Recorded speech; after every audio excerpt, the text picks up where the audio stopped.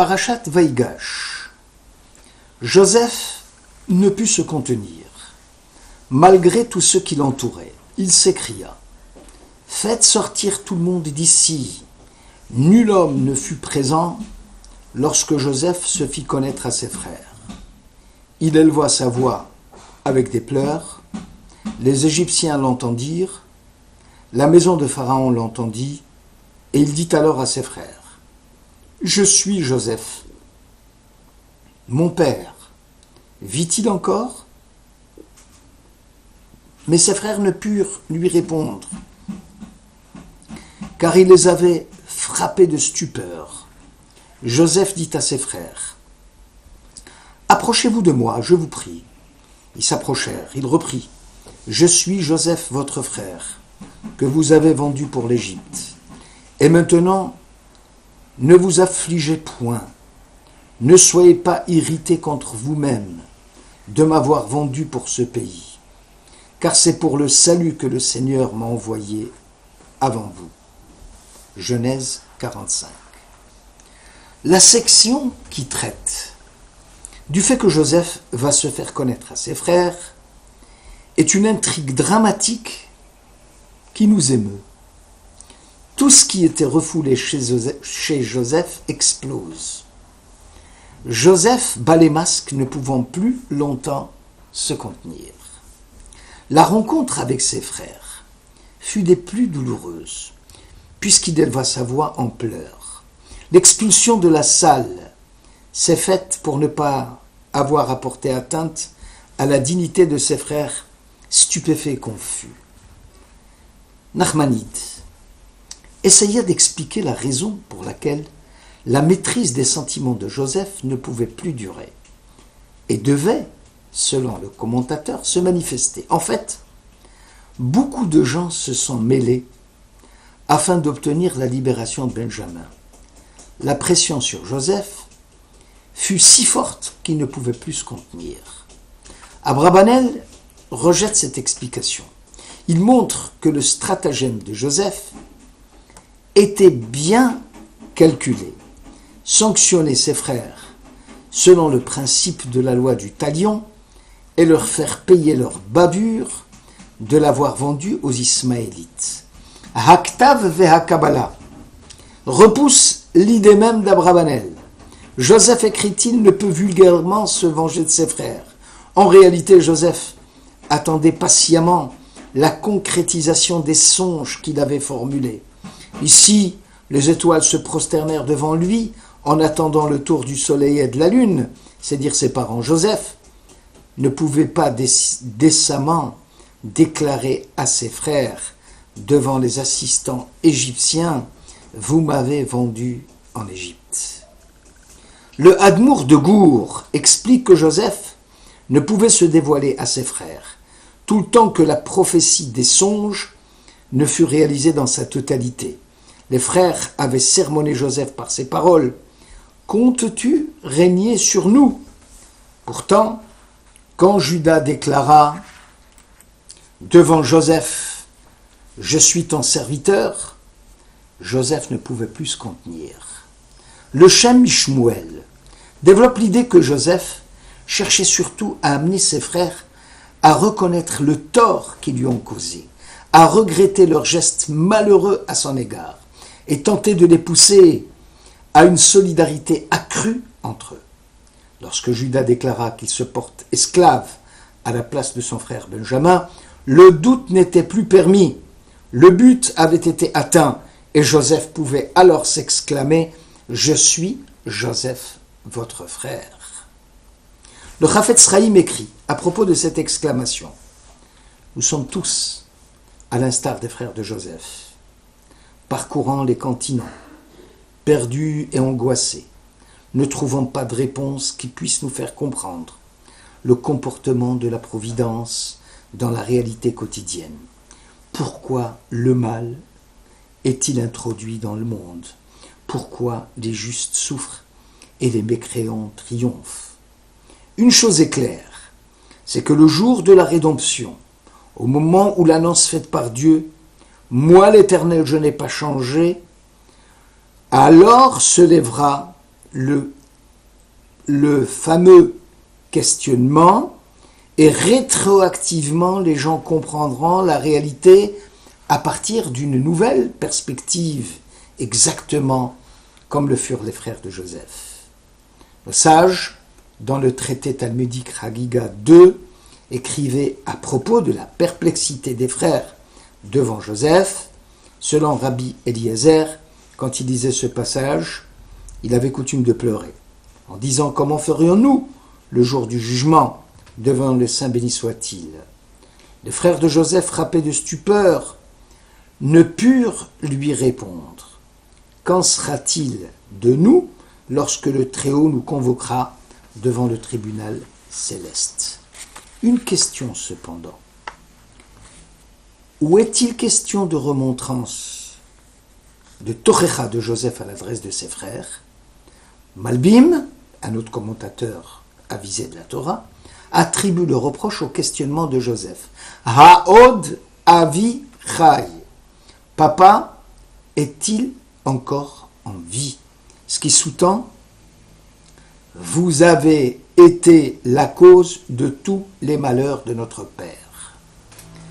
Beth Halevi retourne la question à Judas en disant « Toi, Judas, tu me demandes d'être clément vis-à-vis de Benjamin. Pourquoi n'as-tu pas pensé à te montrer miséricordieux vis-à-vis de mon père au moment où on m'a vendu en Égypte ?» Le Keli Yakar fait remarquer admirablement que Joseph parle de son père à lui, Avi, et non de notre père, Avi nous.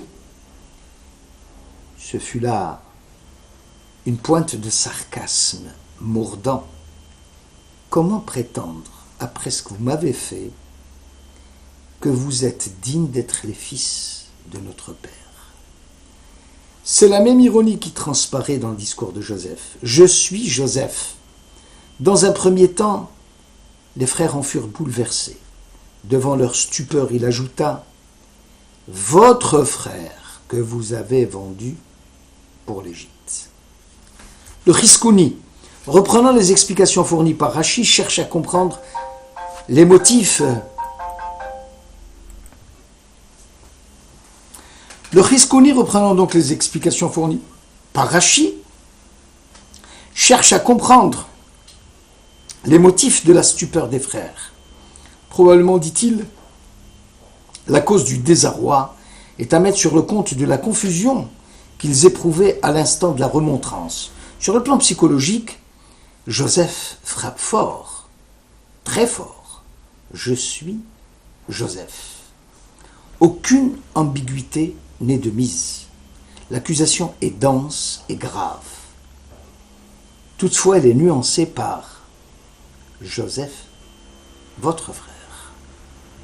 Sforno s'intéresse à faire sortir tout le monde d'ici, cette expression. Joseph cherche-t-il à ce que nul Égyptien ne soit présent au moment où il allait se faire connaître à ses frères? Certainement, Joseph cherchait à préserver la dignité de ses frères. Mais plus que cela, Joseph avait conscience du serment prêté par les frères de ne jamais dévoiler le lourd secret de la vente de Joseph, allant jusqu'à frapper d'anathème celui qui se serait rendu coupable. Joseph, en s'exclamant « Approchez-vous de moi, je vous prie », semblait vouloir leur chuchoter quelques paroles dans leurs oreilles. Le Sfat Emet, à propos de « Vous m'avez vendu pour l'Égypte », c'est pour le salut, Asher Mechartem, à mettre en rapport avec Asher Shibarta. Tu as bien fait, Moïse, lui dit Dieu, de briser les tables, à la suite de la confection du veau d'or. En fait, dans un cas comme dans l'autre, la conséquence fut très positive, car c'est pour le salut que Dieu m'a envoyé avant vous en Égypte. Joseph cherche à apaiser l'angoisse de ses frères, en affirmant que ce n'est pas une vente dont il s'agit, mais d'une mission de la part de Dieu. Il n'y a pas de hasard, mais seulement des frères qui, à leur insu, accomplissaient la volonté du Très-Haut. Abrabanel, soutient l'opinion selon laquelle le père n'aura pas tancé ses fils quand il apprendra que Joseph fut vendu par ses frères. Bien que l'homme dispose du libre arbitre, il arrive souvent, dit le célèbre commentateur, qu'il aille dans la direction souhaitée par Dieu. La haine des frères servit de prétexte à la vente de Joseph, et celle-ci fut à l'origine de l'arrivée des fils d'Israël en terre d'Égypte. Sifté Cohen fait remarquer que l'émichia pour le salut des frères que Joseph fut envoyé en Égypte est composé de l'émichia, en valeur numérique, 70 lamed mem, chaya, am, shiv'im, nefesh, nombre exact des fils d'Israël qui arrivèrent en Égypte. Comment comprendre alors la concrétisation des rêves de Joseph ? À chaque génération, Dieu choisit des hommes comme intermédiaires pour transmettre sa volonté. Personnages charismatiques ayant un don pour recevoir, interpréter et transmettre un message. Il est choisi, souvent contre sa volonté, pour porter la parole divine. Choisi par Dieu, le prophète a une pulsion irrésistible pour véhiculer la volonté divine, même s'il est en désaccord avec le message transmis. Aussi le prophète devient responsable quand il a été choisi et devrait porter une lourde charge. Debout en présence de Dieu, le prophète doit parler, doit interpréter le message en langage clair pour le rendre compréhensible à tous. Le prophète devient obsédé par le verbe, mais il garde néanmoins sa lucidité, son identité, ses spécificités individuelles. Le prophète garde le libre arbitre dans l'interprétation qu'il fait du message qu'il a reçu. Il est seul avec sa conscience.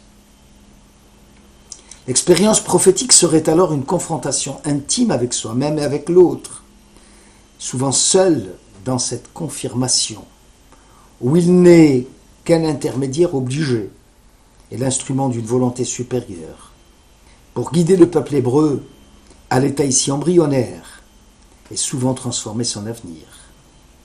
Le message divin passe par le prisme d'un langage humain et d'une interprétation personnelle qui est une parole, mais souvent une action ou un geste symbolique.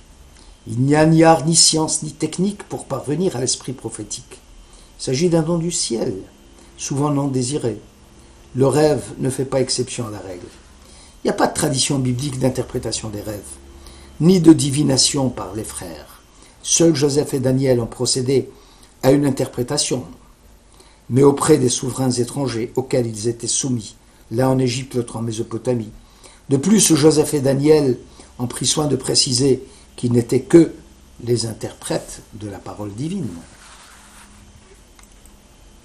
Rêver en hébreu se dit cholem, chalom, un rêve prémonitoire, signifie aussi être fort, saint, signe de force intérieure nécessaire à l'équilibre somatique puisqu'il libère de l'inconscient.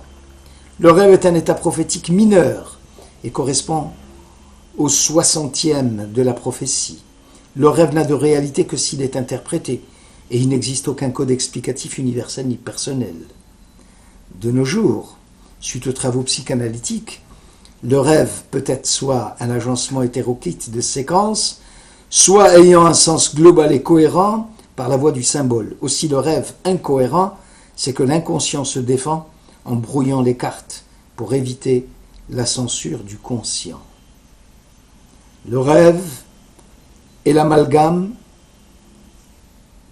le rêve est l'anagramme du mot chalom, lechem, mila, montre que le rêve est lié au pain, il est lié au sel, et au chalom, et au pardon.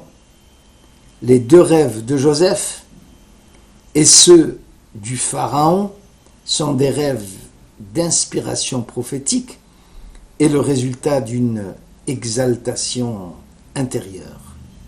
Joseph sera appelé Tzafnat Paneah, celui qui dévoile ce qui est caché. Merci de votre écoute.